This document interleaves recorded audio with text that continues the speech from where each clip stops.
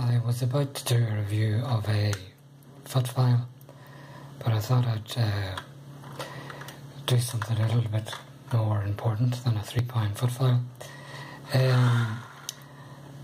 In reading about watching some videos from podiatrists in relation to callus and callus removal, I came across something unusual that I never heard before in relation to athlete's foot and prevention. Now I should just say that I'm just a consumer, not medically qualified to give advice or anything like that. I'm just sharing my experience. So the advice from the podiatrist was do not moisturise between the toes. Just never heard that before, and this must be the only part of the body that you shouldn't moisturise, apart from the obvious eyes and whatever. So this contradicts my own experience of athlete's foot. I used to regularly do foot soaks that would last between maybe 15 to 20 minutes.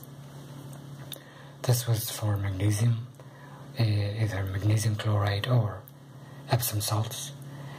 And strangely, I used to get athlete's foot, and it returned when I was doing this foot soaks, and I thought it was quite strange because I thought this was cleaning the foot and I couldn't understand it. But without thinking too much about it, I just started to moisturise my feet after the foot soak and making a point to moisturise between the toes. So that's what I did, and I didn't have much bother as long as I did the moisturisation after the foot soak. So when I hear podiatrists say do not moisturise between the toes, it rang a big bell. So that's basically it. That's so what I'm using now at the minute is Vaseline. That's what I use to moisturise. I buy the branded version because it's got a flip lid. I like that. So that's what I'm using, and it seems to do a good job. So the takeaway from this is, if you are suffering from athlete's foot, if you or your family member is, the question I'd be asking to ask is, do you take long showers? Do you take very hot showers?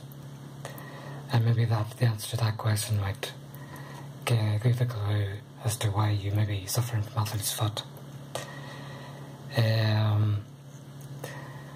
So the general advice for athlete's foot, a lot of it has to do with keeping clean, changing footwear, changing socks, using antifungal sprays and whatever.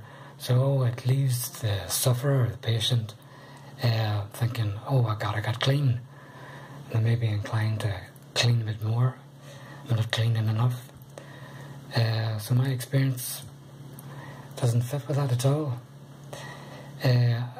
So I should also say that one of the benefits of the Vaseline petroleum jelly is there are some oils and creams that yeasts feed on that have a certain carbon length, but this is derived from oil, I suppose, and there's nothing feeding on this. There's no organism dining out on Vaseline, so that's one benefit of going with that. So that's it. Contradicts everything I would read online about athlete's foot. Moisturise. Maybe this is a little useful. Who knows?